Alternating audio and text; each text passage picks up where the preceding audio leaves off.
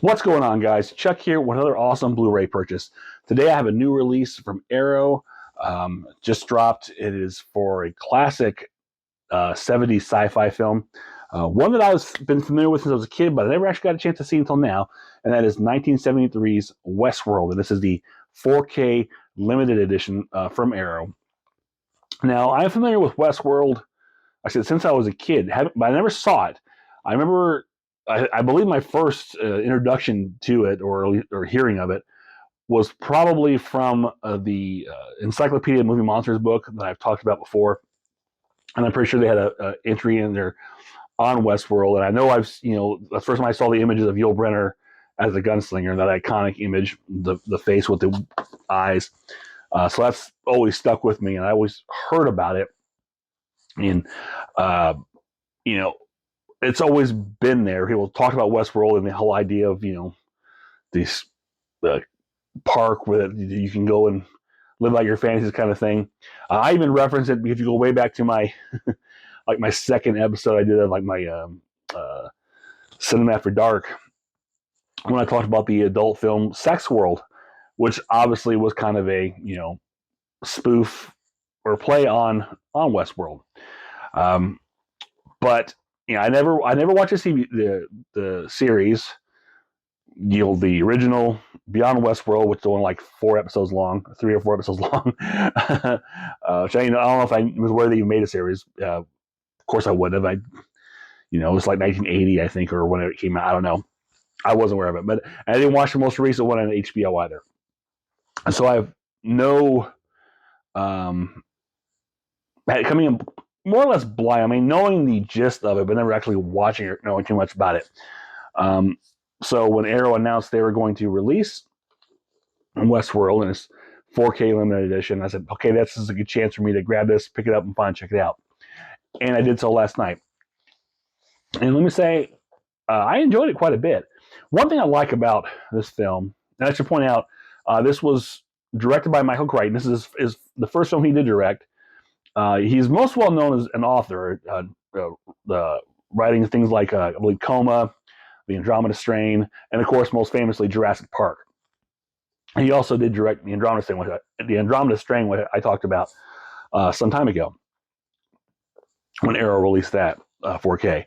But this was an original screenplay he wrote and directed, and it's interesting to see the concepts of Westworld, and the park attractions gone awry and terrorizing the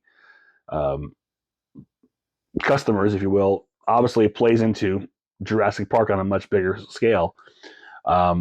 So it's interesting to see the kind of humble beginnings of that. And what I like about this immediately, and which I say this a lot, and I think I said this with the Andromeda Strain too, and this isn't just for Michael Crichton films, which I've seen too. But just 70s film in general, I just love the look of 1970s cinema. I don't know what it is. Maybe it's just got I think maybe it's the grainy look. Something about it kind of a nostalgia feel for me. Even though I'm born in '75 and not paying attention to film too much, probably till like '80 or so. But still, there's something about some of these the slow burn calmness of a '70s film. It's not so quick flash cutting. It gives chance. The film's given a chance to breathe a lot in these films, and just kind of get yourself situated, and just the look, the feel. It's more of a leisurely pacing, which I kind of like. And it doesn't always work that way, but a lot of these films have that kind of feel, and I do enjoy that. And that's something I really like about this. And it's interesting because it's got such different tones. You come in and you obviously have, James Brolin, Richard Benjamin. They're coming into this Delos, this theme park. It's like $1,000 a day, which, obviously this is, crazy outlandish money. Kind of even mentioned something like that as the price for Jurassic Park, now I think about it.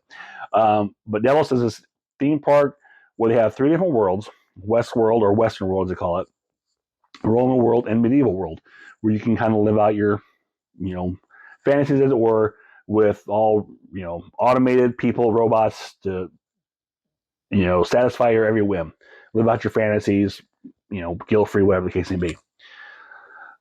And it starts off, these two guys dressing up, all this kind of celebrating, just doing everything, living their, the Western life, hanging out with, prostitutes, shooting guys, playing cards. It's just, breaking out of jail, all the fun stuff. And it seems like a fun little bit.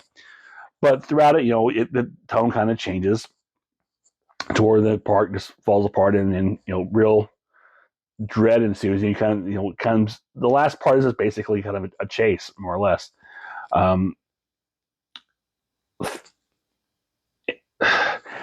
It's interesting because with the robots, they're so. I guess you take into account the prostitutes. They're obviously made to provide pleasure, and they mentioned this throughout, kind of subtly. I mean, it's not like not addressed, but it's more subtle that these are pleasure bots, if you will. Which I think is funny because you go back to that porn from Sexual, they really took that and amped it up. But I find it interesting that they have that. We know what the male fantasy is going to be in here. Not only to play cowboys and Indians, as it were, or play cowboys and get yourself go to Miss Kitty's and get a girl and have fun. Speaking of which, I find it also interesting that some of the cameos in here, the Madam of the Saloon was played by Majel Barrett Roddenberry, of course, the wife of Gene Roddenberry, the creator of Star Trek. I never knew Majel Barrett did anything outside of Star Trek. As Nurse Chapel, and later on as Walks on a Troy on Next Generation, and of course the voice of the Enterprise, and Starfleet computers all around. So it was interesting to see her in something different. You have Dick Van Patten playing a guest in the park, also in Westworld. Isn't not really a big part. He's just kind of almost comedic in a sense. He's kind of there. It's just weird. I was like, Dick Van Patten. I figured he'd make more of a presence or announcement of him, but he's just kind of there, which is fine. He's not the point of the film. The point of the film is Richard Benjamin, James Brolin, and of course Yul Brynner as a gunslinger. And admittedly, I have not seen a Yul Brynner film. I haven't seen The Magnificent Seven, or even The King and I, which I probably should. It's a musical. The ones he's known for. So this is really the first time I've ever seen Yul Brynner on screen, and one of the things that I like about this character is his walk.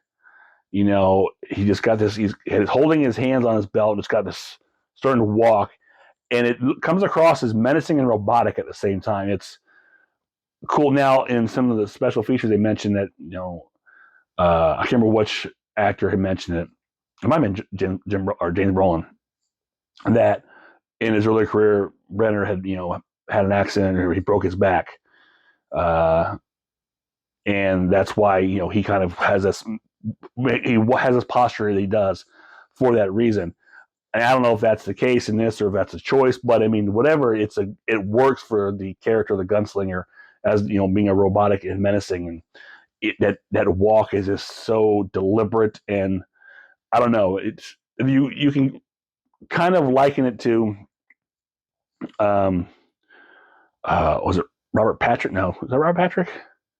I can't remember. The actor from Terminator 2 playing the T-1000, because he has that very menacing, deliberate kind of walk.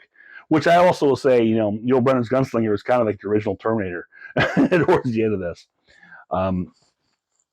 So yeah, I mean, and like I said, the plot is pretty straightforward. It's just, come to the park, have all your fun. Park goes bad, it becomes a chase movie at the end. It's pretty quick and to the point. But it's a lot of fun, and I enjoyed it a lot. I'm glad. I hate that it took me this long to check it out, but it's good to, this is a great way to watch it. Now, I have no comparisons to previous Blu-ray or anything like that, because I've never had no reference point. I've never seen it until this now. But I will say this is a great looking 4K print. Colors were great. I mean, it has that great 70s grain look. Not overly so, but it looks 70s, and I love that appeal to it. I listened to this in the 5.1 mix, and I will say it's very underwhelming There's nothing much in directional points in the 501, except only you're really getting in the surround channels is the music, the score, which is good. It sounds really good booming across the speakers and the different channels and different parts of the music. So that's good. But as far as anything other than that, you're not really getting much out of that, which is fine. I mean, it's still a good sounding audio. So let's take a look at this new limited edition release. You see, it's the big Arrow, what they call it, chunky box is what's commonly referred to. There's the side. And of course, this has the slip. I will say, I do like the yellow. It really stands out. I like that a lot. And there's, of course, the same. And this is more of a flat matte. Obviously, the slip is more glossy. And back you have, again, with that walk just coming at you like that. It's really cool. And here's your reverse artwork with the original poster. Back in here. And we've got your 4K disc, which this is like the Delos logo, which is really cool because this is all the different, representing the different parks, the Western world, Roman world, and medieval world. You got your Arrow flyer for In the Mouth of Madness. And you have some nice cards. Here's the back of all these cards. There's Berlin, Richard Benjamin with the robot prostitute. And this is the iconic image I've always seen for years as a kid of Yul Brynner. And usually in color, so his eyes really stand out that they were like, robotic, which is really cool and haunting. And Richard Benjamin again. You also get, as usual, big poster. If I can open it up here. There we go. Well, maybe. Of the new artwork. Oh, it has that great Arrow smell too. Arrow smell. There it is. And then reverse is the original poster art.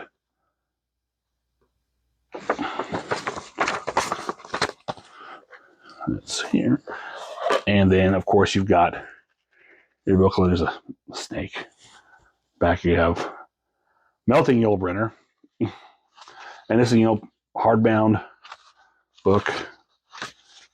All your typical write-ups and everything, essays. So, the usual fare from Arrow. A very good package. Let's see here. Get all this. And as far as special features, this has got some good special features.